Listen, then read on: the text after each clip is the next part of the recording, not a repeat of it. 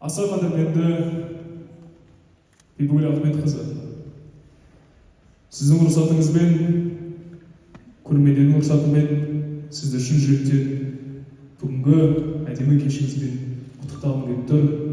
Менің дәл осы сахна төрінде, осы байқаудың сахнасында сізге жылы лебіздерімді білдіруім қаншалықты орынды немесе орынсыз екенін білмеймін, бірақ мен үшін дәл сіздің байқауыңызда тұрып сізге әдемі сөз сөйлеу үлкен бақ, үлкен құрмет, үлкен мәртебе екендігін айтқым келіп отыр.